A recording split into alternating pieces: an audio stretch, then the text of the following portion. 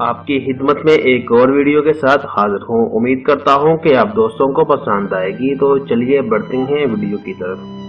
ہندوستان کے آخری شہنشاہ بہادر شاہ ظفر کو میکنن میکنیزڈ بحری جہاز میں بٹھا دیا گیا۔ یہ جہاز 17 اکتوبر 1858 کو رنگون پہنچا۔ شاہی خاندان کے 35 مرد اور خواتین بھی تاجدار ہند کے ساتھ تھی۔ کیپٹن نیلسن ڈیوس رنگون کا انچارج تھا اور وہ بندرگاہ پہنچا۔ اس نے بادشاہ اور اس کے حواریوں کو وصول کیا، رسید لکھ کر دی اور دنیا کی تیسری بڑی سلطنت کے آخری فرمانروا کو ساتھ لے کر اپنی رہائشگاہ پر آ گیا۔ نیلسن پریشان تھا۔ بہادر شاہ ظفر قیدی ہونے کے باوجود بادشاہ بھی تھا اور نیلسن کا ضمیر گوارا نہیں کر رہا تھا وہ بیمار اور بوڑھے بادشاہ کو جیل میں پھینک دے، مگر رنگون میں کوئی ایسا مقام نہیں تھا جہاں بادشاہ شاہ ظفر کو رکھا جا سکتا۔ وہ رنگون میں پہلا جلا وطن بادشاہ تھا۔ نیلسن ڈیوس نے چند لمحے سوچا اور مسئلے کا دلچسپ حل نکال لیا۔ نیلسن نے اپنے گھر کا گراج خالی کرایا اور تاجدار ہند ضلع سبانی اور تیموری لہو کے آخری چشمے چراغ کو اپنے گراج میں قید کر دیا۔ بہادر شاہ ظفر 17 اکتوبر 1858 کو اس گراج میں پہنچا اور 7 نومبر 862 تک 4 سال وہاں رہا۔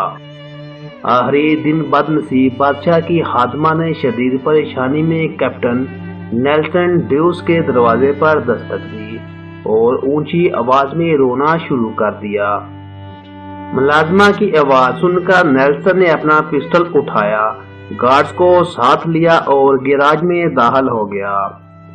بادشاہ کی آخری آرام گاہ کے اندر بدبو موت کا سکوت اور اندھیرا تھا۔ ارتلی لیمپ لے کر بادشاہ کے سرہانے کھڑا ہو گیا۔ نیلسن آگے بڑھا۔ بادشاہ کا کمبل آدھا بستر پر تھا اور آدھا فرش پر۔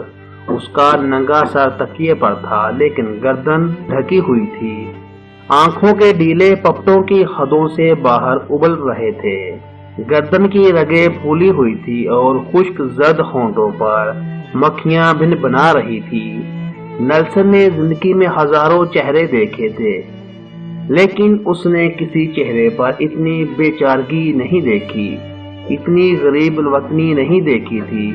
وہ کسی بادشاہ کا چہرہ نہیں تھا، وہ دنیا کے سب سے بڑے بھکاری کا چہرہ تھا، اور اس چہرے پر ایک آزاد سانس، جی ہاں صرف ایک آزاد سانس کی اپیل تحریر تھی۔ کیپٹن نیلسن نے بادشاہ کی گردن پر ہاتھ رکھا۔ زندگی کے قافلے کو رگوں کے جنگل سے گزرے مدت ہو چکی تھی۔ ہندوستان کا آخری بادشاہ زندگی کی حد عبور کر چکا تھا۔ نیلسن نے لوحقین کو بلانے کا حکم دیا۔ لوحقین تھے ہی کتنے، ایک شہزادہ جوان بخت اور دوسرا اس کا استاد حافظ محمد ابراہیم دہلوی۔ وہ دونوں آئے، انہوں نے بادشاہ کو غسل دیا، کفن پہنایا اور جیسے تیسے بادشاہ کی نماز جنازہ پڑھی۔ قبر کا مرحلہ آیا تو پورے رنگون شہر میں آخری تاجدار ہند کے لیے 2 گز زمین دستیاب نہیں تھی۔ نیلسن نے سرکاری راشگاہ کے احاطے میں قبر کھدوائی اور بادشاہ کو ہرات میں ملی ہوئی مٹی میں دفن کر دیا۔ قبر پر پانی کا چھڑکاؤ ہو رہا تھا، گلاب کی پتیاں بکھیری جا رہی تھی، تو استاد حافظ ابراہیم دہلوی کی خزاں رسیدہ ذہن میں 30 دسمبر 1837 کے وہ مناظر دوڑنے بھاگنے لگے جب دلی کے لال قلعے میں 62 برس کے بہادر شاہ ظفر کو تاج پہنایا گیا۔ ہندوستان کے نئے بادشاہ کو سلامی دینے کے لیے پورے ملک سے لاکھ لوگ دلی آئے تھے، اور بادشاہ جب لباس فخر پہن کر ایک شان سے سب کے سامنے موجود تھا، مگر 7 نومبر 1862 کی اس ٹھنڈی اور بے مخ صبح بادشاہ کی قبر کو ایک خوش حالان کاری تک نصیب نہیں تھا۔ استاد حافظ محمد ابراہیم دہلوی کی آنکھوں میں آنسو آ گئے۔ اس نے جوتے اتارے، بادشاہ کی قبر میں پنیتی میں کھڑا ہوا اور سورۃ توبہ کی تلاوت شروع کر دی۔ یہ قرآن مجید کی تلاوت کا اعجاز تھا۔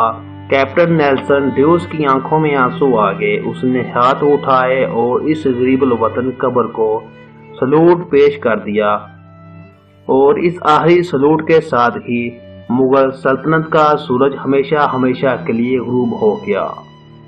आप अगर कभी रंगून जाएं तो आपको डेगन टाउनशिप की कच्ची गलियों की बदबूदार झुग्गियों में आज भी बहादुर शाह की नस्ल के खानदान मिल जाएंगे।